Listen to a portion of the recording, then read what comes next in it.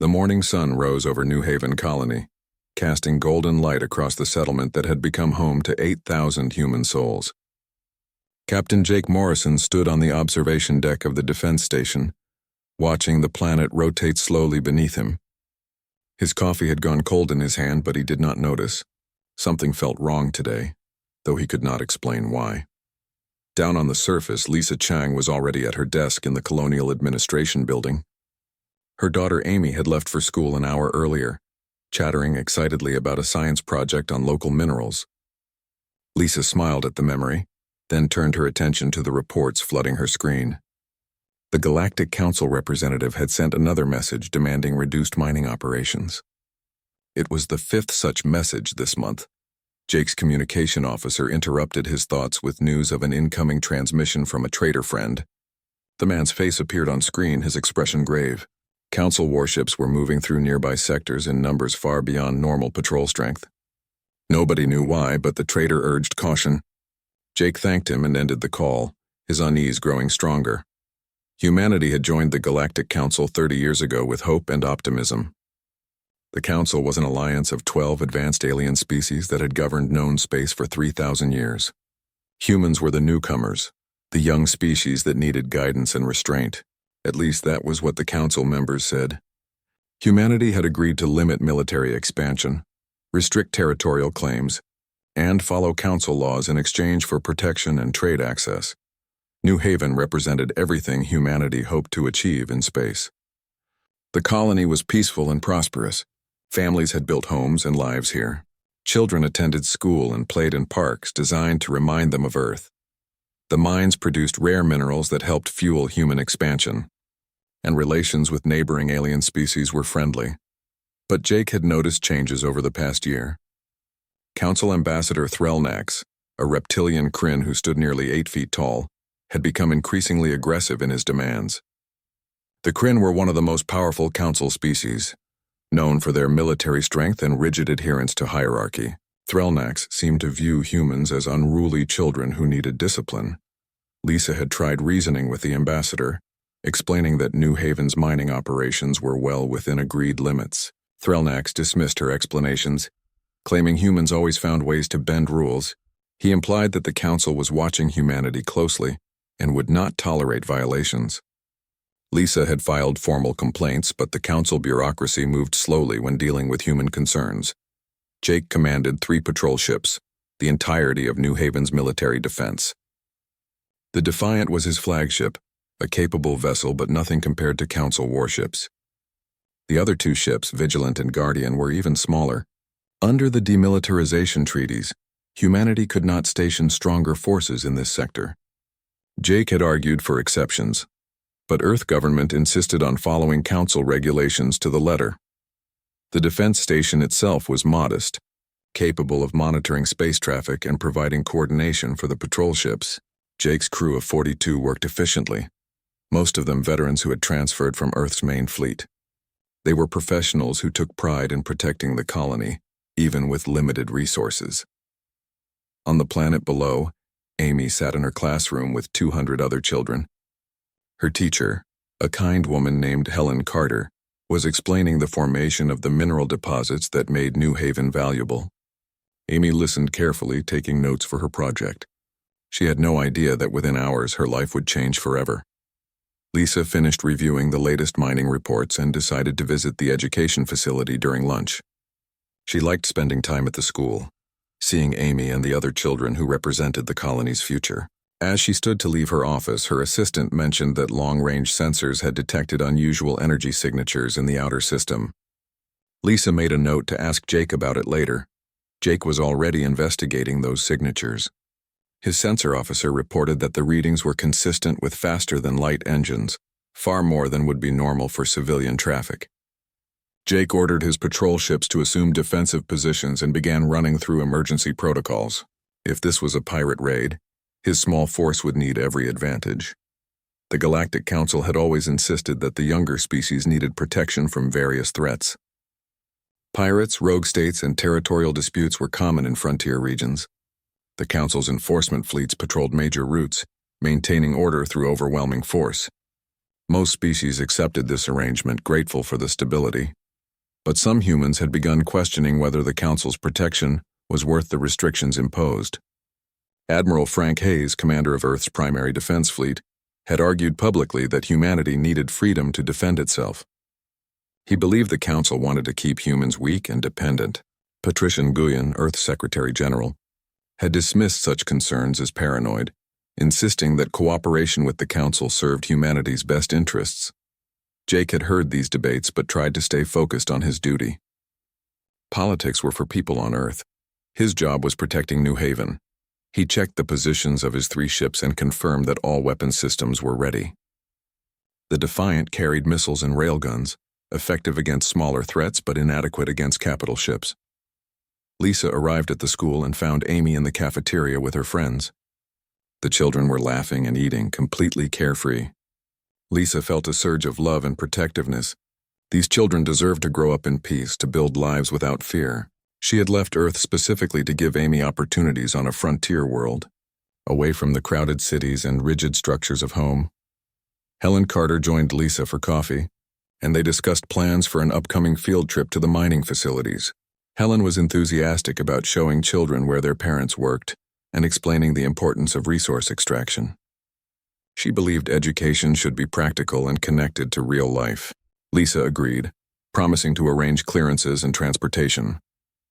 High above, Jake watched his sensors as the energy signatures grew stronger.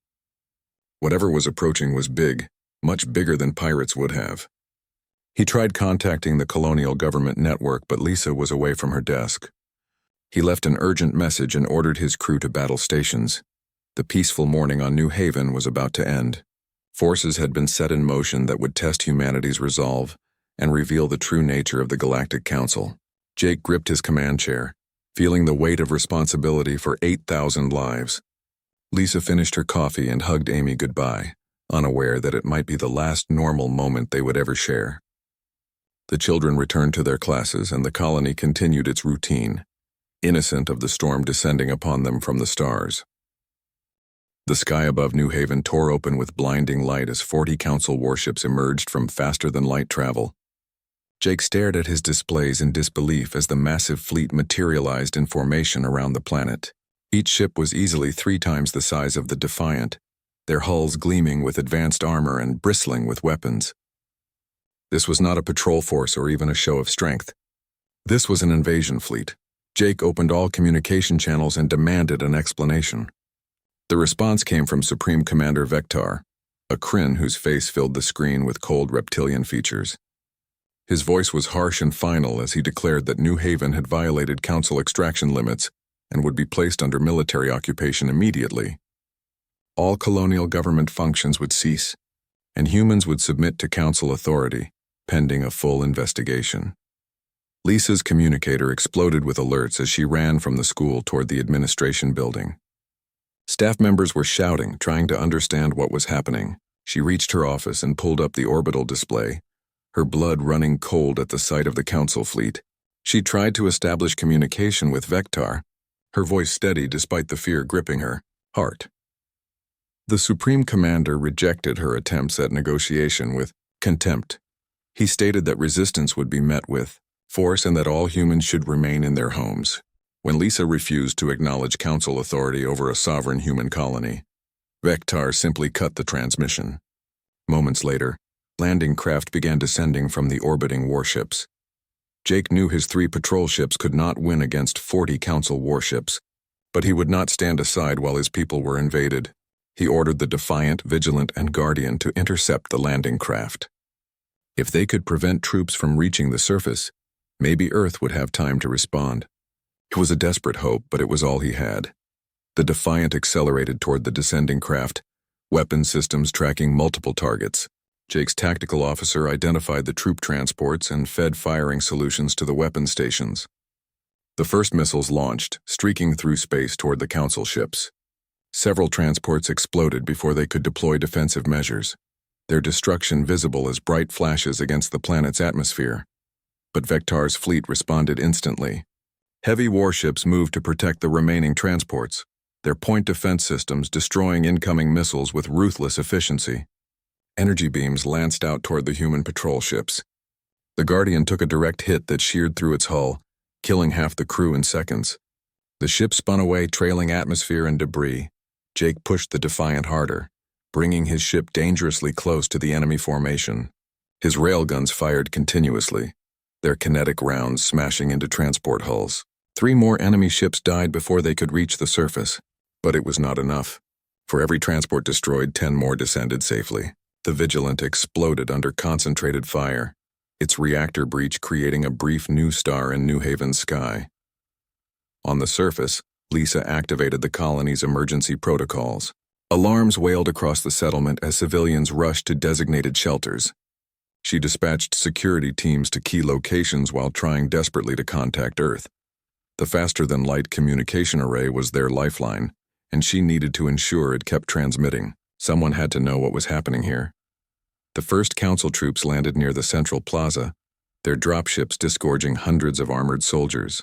Lisa expected them to move toward the administration building or perhaps the mining facilities. Instead, they turned toward the education district. Her heart stopped as she realized where they were going. The school. They were heading straight for the school where Amy and 500 other children waited in supposed safety. Lisa abandoned her office and sprinted toward her vehicle. Her security chief tried to stop her, arguing she needed to coordinate the defense, but she pushed past him. Nothing mattered except reaching that school. She grabbed 6 security officers and their weapons, commandeering a transport that raced through streets filled with panicking civilians. High above, Jake watched his weapons displays go dark as the Defiant took hit after hit. His ship was dying around him, systems failing one by one. He had managed to destroy 8 enemy transports total, but it had cost him everything. His crew worked frantically to maintain life support, as hull breaches vented precious atmosphere into space. Jake ordered all remaining power to communications, determined to witness and record whatever happened next. Lisa's transport skidded to a halt outside the school. Council soldiers had already surrounded the building, their weapons trained on the entrances. The armored figure stood nearly 7 feet tall, a mix of Kryn and other Council species. Their commander, a Kryn colonel named Zethrak, stood in the center giving orders through a translator device. She jumped from the vehicle and demanded to know what they were doing. Zethrak turned to face her, his eyes cold and unreadable behind his helmet visor. He stated that all children were to be evacuated to Council transport ships for processing. When Lisa refused and ordered him to leave, he simply gestured to his troops. Helen Carter appeared at the school's main entrance, her arms spread wide to block the doorway. Behind her, other teachers formed a human wall protecting their students. Helen's voice was strong as she declared that the soldiers would not touch these children. Zethrak raised one clawed hand and gave a signal. Energy weapons fired into the building. The school's walls exploded inward under the barrage. Screams filled the air as beams tore through classrooms where children had been sheltering. Helen died instantly, her body vaporized by the concentrated fire. Teachers fell trying to shield their students. Lisa heard Amy screaming somewhere inside and tried to run forward, but her security officers held her back as Council troops stormed through the smoking entrance. Jake watched from orbit through the Defiant's failing sensors, his crew silent around him. They could see the energy discharges, could track the Council troops moving through the building. His communications officer was recording everything, transmitting it all toward Earth on every available frequency. Jake's hands gripped his command chair until his knuckles turned white. The firing continued for 8 minutes, though it felt like hours. When the Council troops finally ceased, they began dragging survivors from the building toward their transport ships. Children stumbled out, some wounded, all terrified. Amy emerged, supported by 2 older students, her side bleeding from a grazing hit. Lisa broke free from her security team and ran forward, catching her daughter as she collapsed. Zethrak made no move to stop her as she held Amy, pressing her hands against the wound. Other parents arrived, some finding their children alive, others discovering only bodies. 73 children lay dead in the ruins of the school. 112 were wounded. The Council troops began loading the survivors onto transports despite the parents' desperate pleas. Jake's ship finally lost all power, drifting dead in space. His crew sat in darkness, breathing recycled air and listening to the reports from the surface. The tactical officer confirmed that Council forces had secured the school area, and were withdrawing with the surviving children as prisoners. Jake felt something break inside him, a fundamental belief that the galaxy operated according to rules and laws that protected the innocent. Vectar transmitted a message to Earth, his voice filled with false regret. He claimed that New Haven colonists had violently resisted lawful occupation, forcing Council troops to respond with necessary force. He stated that the children were being taken into protective custody for their own safety. He demanded that Earth immediately comply with a new set of restrictions on all human space activity, or face similar consequences. Lisa knelt in the wreckage holding Amy, her daughter's blood soaking into her clothes. Around her, parents wailed and cursed and wept. Security officers stood helplessly, their weapons useless against the Council's overwhelming force. The school that had been filled with laughter and learning that morning was now a tomb. Jake and his surviving crew evacuated the Defiant in escape pods before the ship's orbit decayed completely. They descended through the atmosphere, watching the Council occupation forces spread across the colony like a plague. By the time they landed, the immediate violence had ended, but the occupation was complete. Council troops patrolled every street, their weapons ready for any sign of resistance. The sun set over New Haven, casting long shadows across a colony that had lost its innocence and its children in a single day. The survivors huddled in shelters trying to comprehend what had happened. The Galactic Council, the institution that promised protection and justice, had murdered human children and called it law enforcement. And somewhere in the darkness, both on the surface and in orbit, people began to realize that this atrocity would demand a response that would shake the foundations of known space. The news reached Earth within 4 hours of the attack. Patricia Nguyen was meeting with economic advisors when her chief of staff burst into the room with a tablet showing the transmission from New Haven. She watched the footage once, her face becoming stone, then watched it again. The images of the destroyed school, the dead children, the terrified survivors being dragged onto alien ships played across every screen in the government complex within minutes. By the time Patricia called an emergency session of the human government, billions of people across Earth and the colonies had seen the recordings.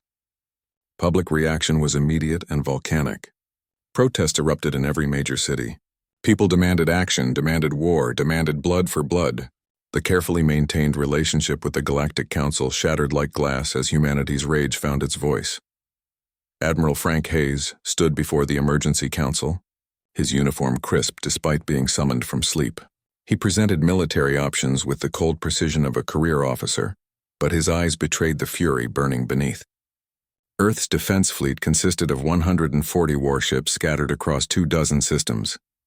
They were modern and well-trained, but outnumbered by Council forces at least 10-1. A direct assault would be suicide. Patricia listened to the military assessments and the political advisors arguing over response options. Some counseled caution, suggesting diplomatic pressure and economic sanctions. Others demanded immediate military action regardless of the odds. She sat silently until everyone had spoken, then made her decision. Humanity would pursue justice through the Council's own legal system first, not out of faith, but to expose the institution's corruption before the galaxy. Within 24 hours, Patricia arrived at the Council chambers on Concordia, a neutral world dedicated to interstellar governance. She came with lawyers, evidence files, and the moral authority of a species whose children had been murdered. The Council's Grand Chamber seated representatives from all 12 member species in a circular arrangement meant to symbolize equality. Patricia stood in the center and presented her case. The images she displayed needed no narration. Dead children in a ruined school, soldiers firing on unarmed teachers, wounded survivors dragged onto transport ships. She played audio recordings of the attack, voices of children screaming and parents begging. She cited the Concordia Accords, the 3,000-year-old law that absolutely forbade attacks on juveniles of any species under any circumstances. She demanded that Vectar and every officer involved face trial for war crimes. The Council's response came swiftly and revealed everything Patricia needed to know. Ambassador Threlnak spoke for the Kryn delegation, claiming the footage was propaganda and that human colonists had used children as shields during armed resistance. 6 other Council species echoed this position, suggesting an investigation committee be formed to review the evidence over the next several years. Only 2 species voted to support immediate action: The Chitrix, an insectoid race that valued collective harmony, expressed horror at the violation of the Concordia Accords.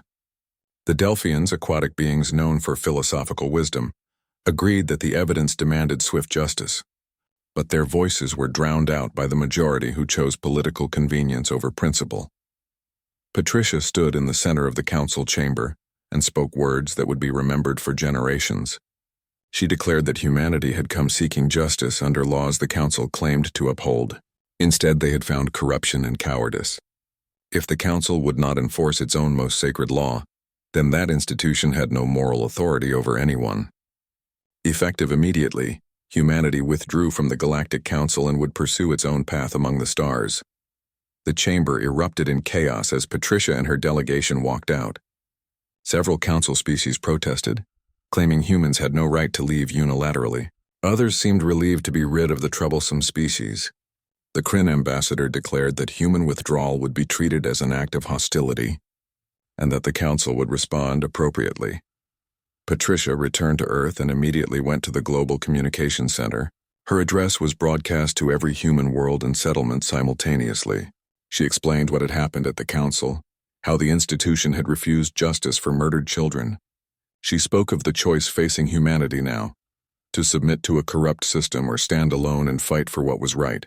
Her voice never wavered as she authorized Admiral Hayes to mobilize the entire human fleet for war.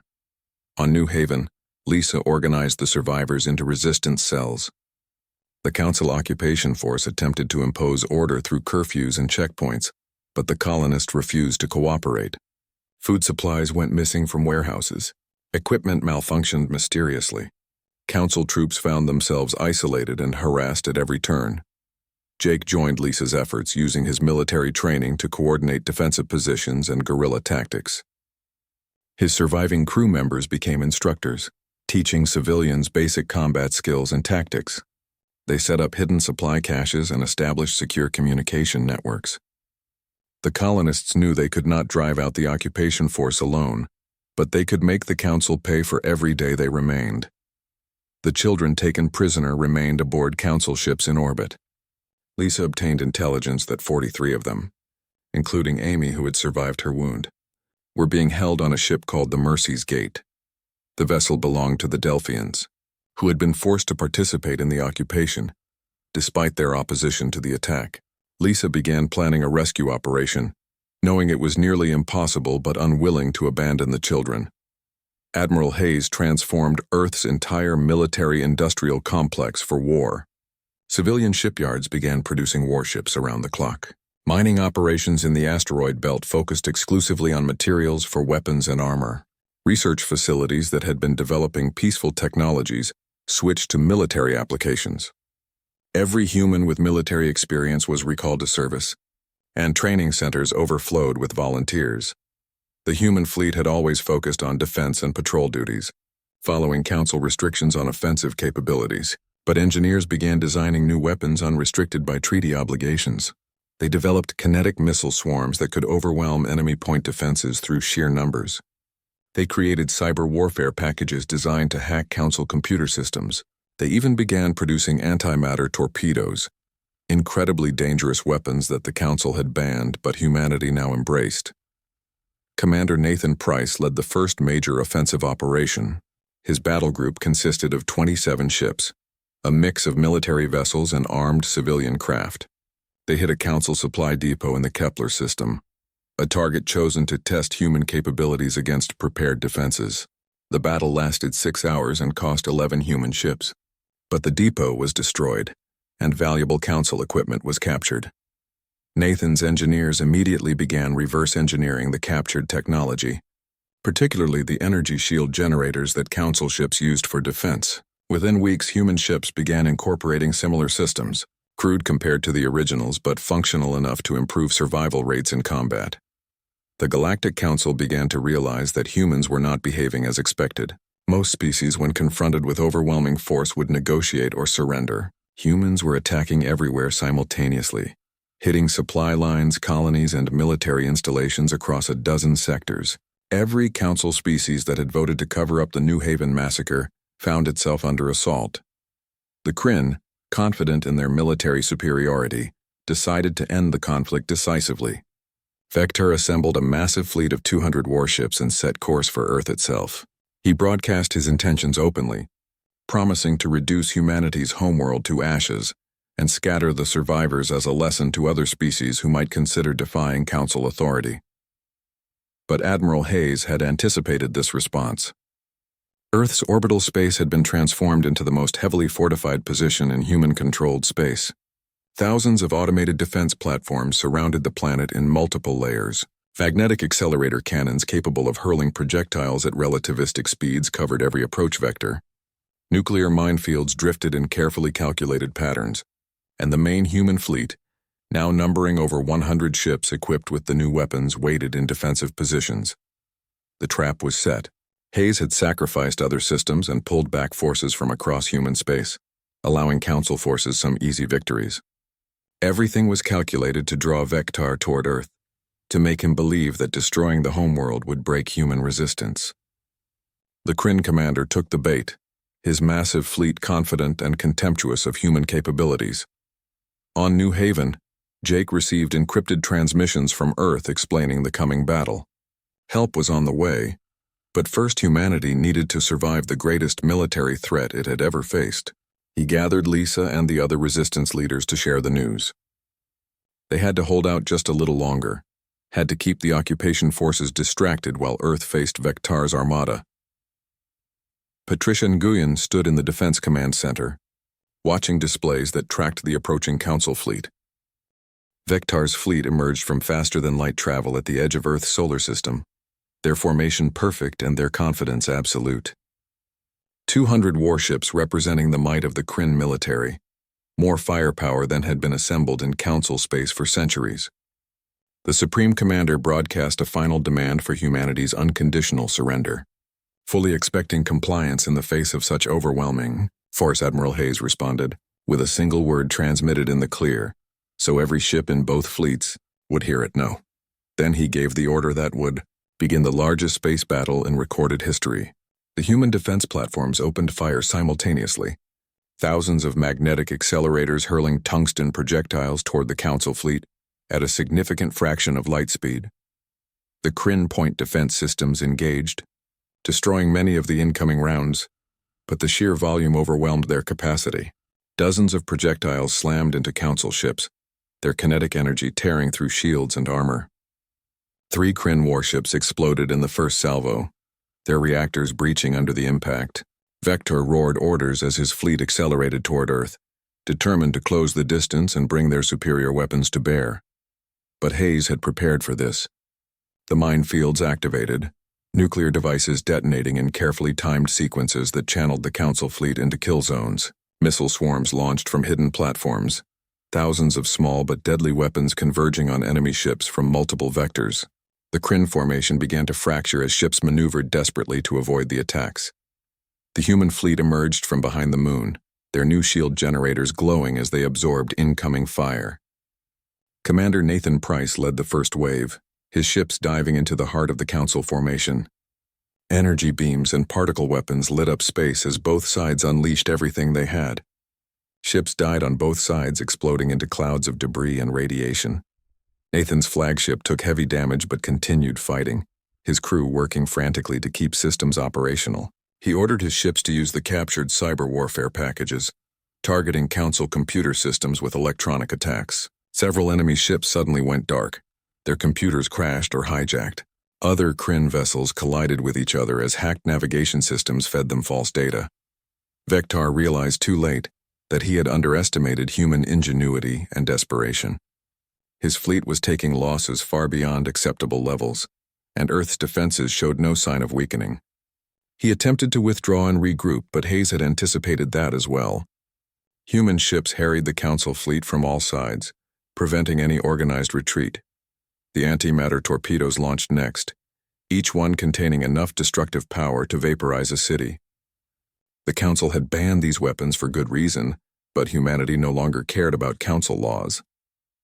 The torpedoes penetrated shield defenses and detonated in the heart of Kryn formations, each explosion creating miniature suns that consumed everything nearby. Hayes watched the battle unfold from his command ship, making split-second decisions that sent hundreds of people to their deaths but saved thousands more. He felt the weight of each lost ship, each crew that would never return home, but he could not afford mercy or hesitation. Too much depended on victory here, not just for Earth but for every human settlement across the stars. On New Haven, Jake led a coordinated uprising timed to coincide with the Earth battle. Resistance cells across the colony attacked Council positions simultaneously, using explosives and captured weapons. The occupation forces, already demoralized by news of the Earth battle reaching them, found themselves fighting desperate humans who had nothing left to lose. Lisa personally led the assault on the communication center, a building the Council had fortified heavily. Her team used mining explosives to breach the walls, then stormed inside in brutal close-quarters combat. She killed 2 Kryn soldiers with her own hands. Her fear and hesitation burned away by months of rage. The center fell within an hour, giving the resistance control of orbital communication. With the communication center secure, Jake established contact with the Delphian ship Mercy's Gate. He spoke with the vessel's captain, a being named Korath, who expressed deep shame at his role in holding human children prisoner. The Delphians had opposed the New Haven attack from the beginning, but had been forced to participate by Council mandate. Now, with the Council fleet being destroyed at Earth, Korath saw an opportunity for redemption. Jake proposed a plan that was insane but might work. If the Delphians released the children and provided covering fire, Jake's forces would help the Mercy's Gate escape the system before other Council ships could stop them. Korath agreed immediately, his relief obvious even through the translation software. Within hours, shuttles began descending from the ship carrying 43 human children, including Amy. Lisa reached the landing zone just as the first shuttle touched down. She ran forward as the doors opened, and Amy stumbled into her arms. Mother and daughter held each other, both crying, while around them other parents reunited with their children. Not all the children taken had survived, and those losses would haunt everyone, but these 43 represented hope that the nightmare might end. At Earth, the battle entered its 16th hour. Both fleets were battered and exhausted, but the tide had clearly turned.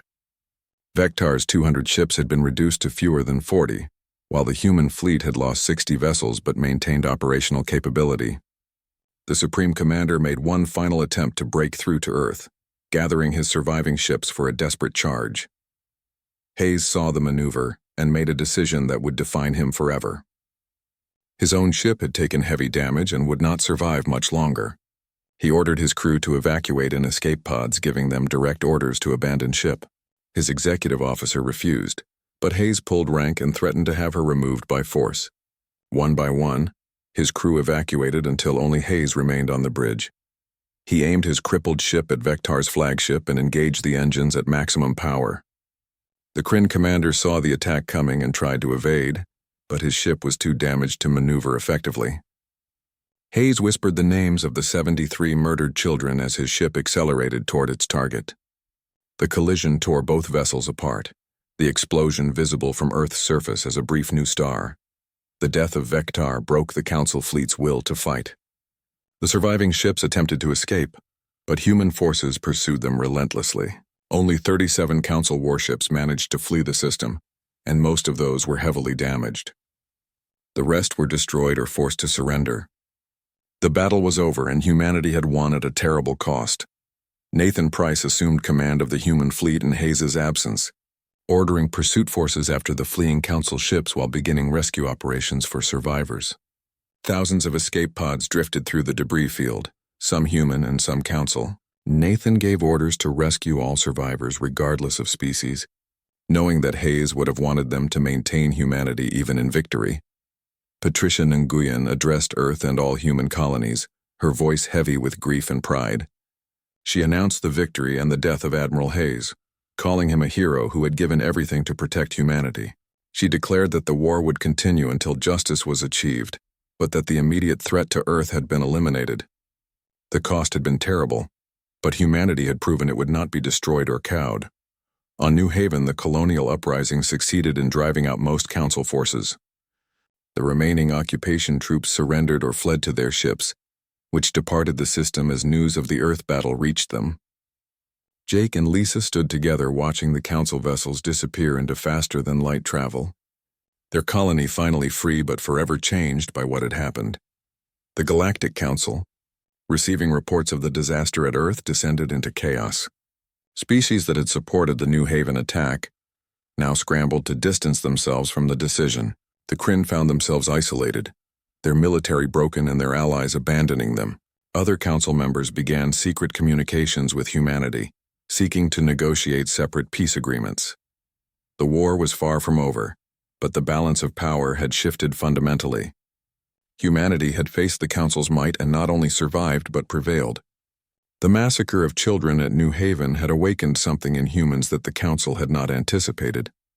An absolute refusal to accept injustice, backed by the willingness to sacrifice everything in pursuit of what was right. The galaxy would never be the same, and the old order built on power and intimidation had begun to crumble. The Liberation Fleet arrived at New Haven 3 weeks after the Battle of Earth, led by Commander Nathan Price aboard his new flagship. 50 human warships dropped out of faster-than-light travel and found a system already mostly freed by the colonists themselves. The remaining council ships in orbit attempted to flee, but Nathan's forces pursued them methodically, destroying or capturing every vessel before they could escape.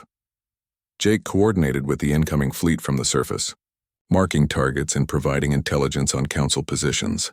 The final council stronghold surrendered after a brief orbital bombardment demonstrated that further resistance was futile. The occupation of New Haven ended 97 days after it began, leaving behind ruins, graves, and a population forever changed by violence. Lisa stood at the destroyed school site, where other colonists had already begun building a memorial. Simple markers bore the names of 73 children who would never grow up, never fulfill their potential, never see the stars they had been born to explore. Amy stood beside her mother, healed in body but carrying scars that would never fully fade. Around them, the work of rebuilding had already begun. The hunt for the remaining kidnapped children continued across council space. Human forces systematically tracked every ship that had departed New Haven during the occupation, boarding vessels and searching stations. Some children were found quickly, held by species who were relieved to return them. Others required military action to recover. By the end of the 3rd month, all but 6 of the taken children had been located. Those 6 had died in captivity, their deaths added to the toll of council crimes. Patricia Nguyen traveled to New Haven personally for a memorial service honoring all who had died. She stood before the entire colony and billions watching across human space, speaking words that acknowledged the terrible price paid. She promised that these deaths would not be meaningless, that humanity would build something better from the ashes of tragedy. Never again would human children be left unprotected. Never again would humanity trust others to provide justice or security. The Galactic Council sent a delegation to negotiate, arriving at a neutral station with offers of reinstatement and reparations. Patricia met them with Jake and Lisa beside her, survivors who represented what the Council's actions had cost. She listened to their proposals with cold courtesy, then rejected everything they offered. Instead, Patricia presented humanity's terms. The species and individuals responsible for the New Haven attack would face trial under human jurisdiction. The Kryn would pay reparations sufficient to rebuild the colony and compensate every affected family. All restrictions on human military and territorial expansion were permanently void. Any future attack on human civilians would result in total war with no possibility of negotiation or surrender. The council delegates protested that these terms were too harsh, that they humiliated proud species and violated council sovereignty. Patricia responded by showing them images from the destroyed school again, asking which of the 73 dead children they felt was worth less than council pride. The delegates had no answer and agreed to present the terms to their governments. The Kryn, their military shattered and their allies gone, had no choice but to accept.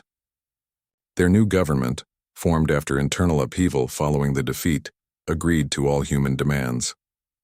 The surviving officers from New Haven, including Colonel Zethrak, were extradited to human custody. They faced trial on Earth in proceedings broadcast across known space, where evidence of their crimes was presented in excruciating detail. The trials lasted 4 months and resulted in convictions on all charges. The sentences were life imprisonment rather than execution, a choice Patricia made deliberately to demonstrate that humans sought justice rather than revenge.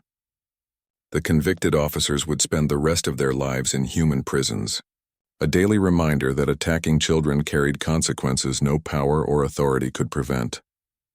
During the war and its aftermath, Patricia had also been building something new. The Terran Defense Compact emerged as an alternative to the Galactic Council, an alliance built on genuine mutual protection rather than enforced hierarchy. The Chitrix and Delphians joined immediately, bringing their technology and resources. Other species, including several minor council members tired of being dominated by the major powers, applied for membership. The Compact's founding principles were simple and absolute. Members pledged to defend each other against any aggression, to resolve disputes through negotiation, and to never harm civilians regardless of species. The protection of children was elevated to the highest law, with any violation resulting in immediate collective action by all member states. Power would be shared rather than concentrated, with small species having equal voice to large ones. Commander Nathan Price took command of the Terran Defense Fleet's 2nd Squadron, a force dedicated to ensuring no human colony would ever face attack alone again. His ships patrolled constantly, their presence a guarantee that humanity kept its promises. The fleet grew steadily as new ships completed construction, incorporating lessons learned during the war and technology shared by Compact allies. 5 years after the attack, New Haven had been transformed. The colony had tripled in size as new settlers arrived, drawn by the community's resilience and determination. The mining operations had expanded beyond their original scope, now feeding an industrial complex that produced goods for trade across Compact space. But the most important change was visible at the former school site. The memorial stood at the center of an expanded education facility, the largest in any human colony. 73 names were carved into black stone that gleamed in the sunlight, each name accompanied by a brief biography and image. Students passed the memorial every day, learning not just about the attack but about the children who had died and the dreams they had held. Amy, now 15, attended the dedication ceremony for the memorial expansion. She had become something of a symbol, a survivor who had rebuilt her life despite the trauma. She spoke briefly to the assembled crowd, her voice steady as she shared memories of friends who had not survived. She talked about how they had all dreamed of exploring space, of building new worlds, of doing great things. She promised that their dreams would live on through those who survived. Lisa watched her daughter speak, filled with pride and lingering sorrow. She had remained as colony administrator, helping guide New Haven through reconstruction. The work was difficult and never-ending, but she found purpose in it. Every new building, every ship that arrived safely, every child born in the colony was a testament to survival and renewal. Jake stood in his admiral's uniform, having been promoted after the liberation. He commanded the defense forces for 3 colonial sectors now, ensuring that the lessons of New Haven informed every security protocol and contingency plan. He still visited the colony regularly, maintaining contact with the people he had fought beside.